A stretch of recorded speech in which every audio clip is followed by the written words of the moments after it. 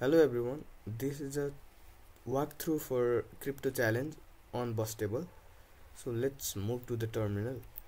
This challenge provides us a out.txt file which has N, E and C. N is and E, N and E are the part of public key and C is a encrypted message. So अब यसलाई चाहिँ decode गर्नलाई चाहिँ we have two ways, like one is decode FR and another one is a small scripting. So हामी चाहिँ फर्स्टमा चाहिँ easy मेथडबाट जाउँ. So just copy N and C. So decode FR. यसमा चाहिँ RSA टुल छ जसबाट चाहिँ हामीले फ्ल्याग एक्सट्र्याक्ट गर्न सक्छौं. And C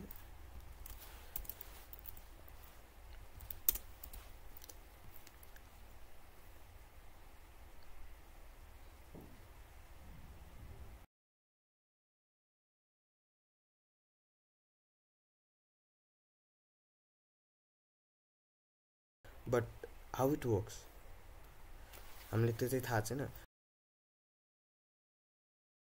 सो जाम स्क्रिप्टतिर फर्स्टमा चाहिँ हामीलाई के चाहिन्छ भनेपछि पाइथनको इन्भाइरोमेन्ट फर डिपेन्डेन्सी इस्युजहरु नआओस् भनेर.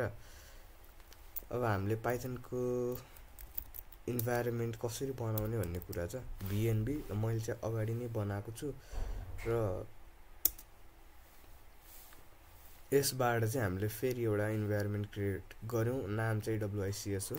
सो अब यसलाई चाहिँ हामीले कसरी एक्टिभेट गर्ने हो यसरी सोर्स अनि जे नाम दिएको थियो त्यो अनि बिनमा गएर एक्टिभेट गर्यो भने एक्टिभेट हुन्छ है त.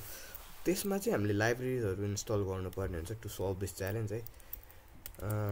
पिप इन्स्टल एउटा यो अनि एउटा चाहिँ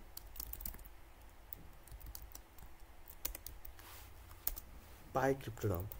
सो अब यसमा गएपछि हामीले जस्ट टर्मिनलमा यो लेखेपछि हामीले चाहिँ पाइथनको इन्टरेक्टिभ टर्मिनल पाउँछौं भनौं.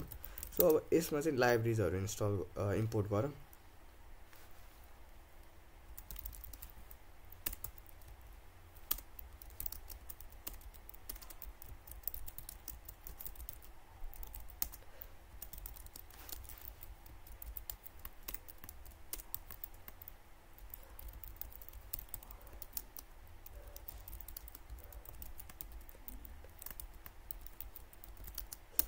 हामीले दुईवटा फंक्सन यो लाइब्रेरीबाट चाहिँ र यो लाइब्रेरीबाट चाहिँ हामीले दुईवटा फंक्सन चाहिँ इम्पोर्ट गर्यौं. एउटा लङ टु बाइट अनि एउटा फ्याक्टर इन्ट.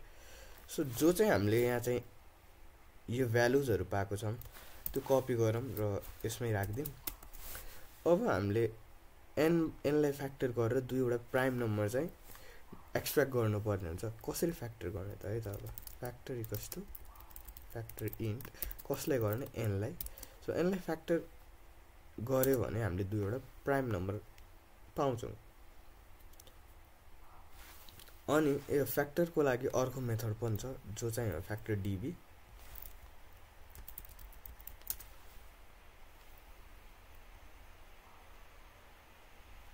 यसमा जाम र फ्याक्टर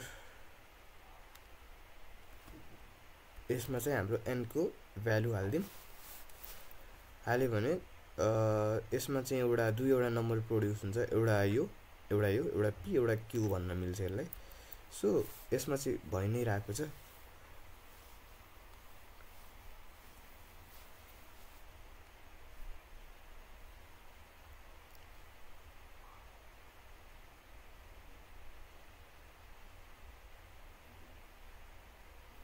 ल अब हामीले प्रिन्ट गरेर फ्याक्टरलाई हेर्दा हामीले पनि रेमा पनि दुईवटा भ्यालु पाउँछौं. एउटा p एउटा q. सो योलाई चाहिँ भेरिएबलमा असाइन गर्दियौं.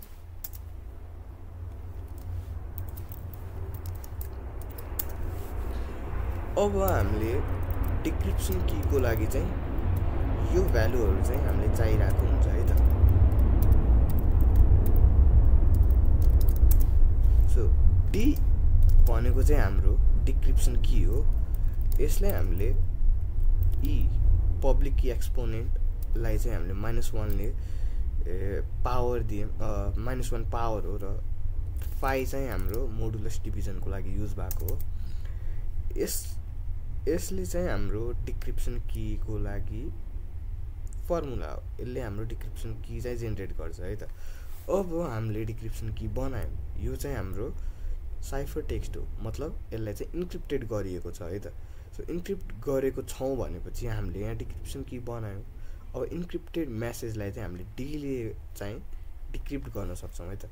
सो फ्ल्यागको यसबाट बाइट निस्किन्छ, यो चाहिँ हाम्रो फर्मुला हो है त। सो हामीले सी साइफर टेक्स्टको पावर डी अनि पछि एन चाहिँ हामीले मोडुलस गरेको हो। हामीले इन्क्रिप्टेड मेसेज जेनेरेट गर्नको लागि चाहिँ यो दुईटा चाहिन्छ है त। यो दुईटा भनेको हामीले इन्क्रिप्टेड मेसेज भनेको पब्लिक कीबाट जेनेरेट हुने कुरा हो, र सी अरे डी भनेको चाहिँ अनि डिक्रिप्ट गर्नको लागि चाहिँ हामीले डी, जो चाहिँ हामीले यसरी बनाउँछौँ। अब हामीले यत्तिकै हेर्दा चाहिँ यो हाम्रो फ्ल्याग चाहिँ होइन है त। यो चाहिँ हाम्रो फ्ल्याग होइन, यो चाहिँ हाम्रो एउटा ऱ्यान्डम भ्यालु हो, जसमा चाहिँ यसमा चाहिँ हाम्रो फ्ल्यागमा चाहिँ के भएको छ भने चाहिँ इन्टिजर फर्ममा छ। सो हामीले यसलाई चाहिँ बाइट फर्ममा लग्नु पर्यो।